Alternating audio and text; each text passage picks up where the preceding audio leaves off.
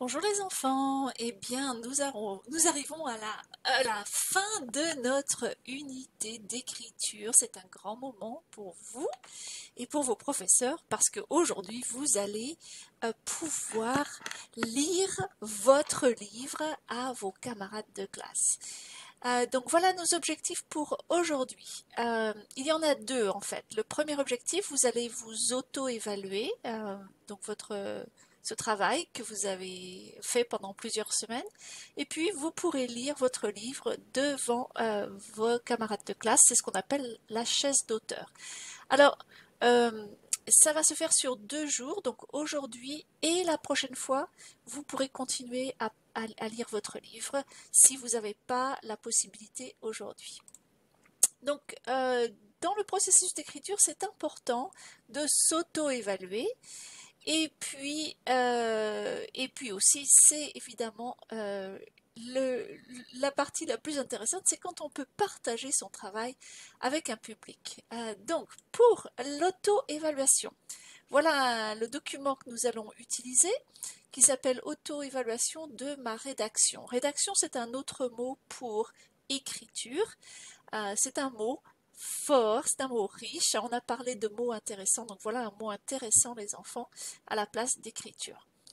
Donc ce document, il sera disponible sur Schoology. Vous pourrez faire une copie et compléter ici en fonction de ce que vous pensez. C'est vous qui décidez, c'est pas le professeur. Alors voilà ce qu'il faut évaluer, les enfants. C'est est-ce que vous avez écrit une histoire? Oui, je l'ai fait. Je l'ai fait un peu, ou bien j'ai encore beaucoup de choses à faire pour que ce soit vraiment une histoire. Ma rédaction est claire, c'est facile de savoir sur quoi j'écris. Ma rédaction est logique du début à la fin. Oui, c'est bon. Je l'ai fait parfois, mais c'est pas toujours clair, c'est pas toujours logique. Ou bien, non, il y a encore beaucoup de choses à travailler pour que ce soit clair, logique du début jusqu'à la fin. Ma rédaction est intéressante et ou amusante. Oui, oui un peu, ou bien il y a encore beaucoup de choses à faire.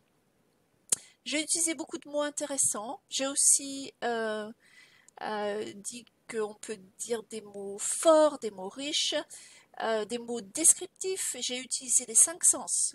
Oui, je l'ai fait. Je l'ai fait un peu, j'ai essayé, ou bien il y a encore beaucoup de choses à faire.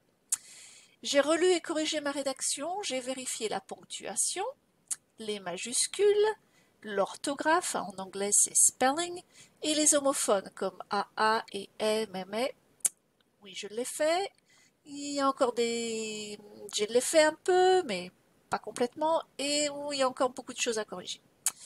Et puis enfin, vous allez écrire ici, qu'as-tu fait pour rendre ton écriture amusante et ou intéressante? Donc, dites-nous ce que vous avez fait. Et qu'est-ce que tu as aimé pendant le moment d'écriture de cette unité?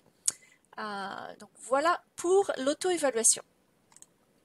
Puis, nous pourrons passer au moment que tout le monde attend et que vos professeurs, je vous garantis que vos professeurs, ils ont hâte d'entendre vos histoires, mais vos camarades de classe aussi. C'est l'étape, oh je me suis trompée ici, c'est plus l'étape numéro 7, c'est l'étape numéro 8, c'est pas grave, on va dire que c'est un 8 ici. À lire son livre devant un public. Alors, donc vous avez travaillé très dur pendant plusieurs semaines. Le grand jour est enfin arrivé de partager votre rédaction avec vos camarades de classe. Qui veut lire son histoire? Donc on va faire ça aujourd'hui et la prochaine fois.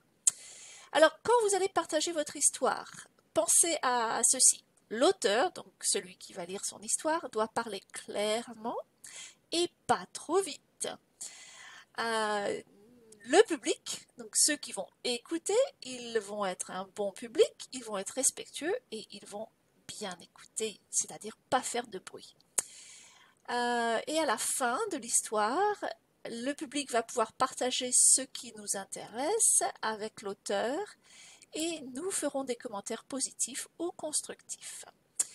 Voilà mes amis, et nous aurons un moment de réflexion après avoir écouté les histoires d'aujourd'hui et de la prochaine fois. Est-ce que nous avons été de bons spectateurs?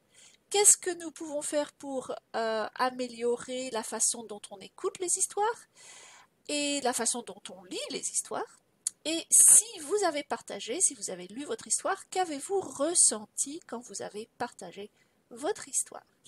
Voilà les enfants, alors je vous souhaite un excellent travail et puis nous avons tous hâte d'entendre vos histoires. À très bientôt.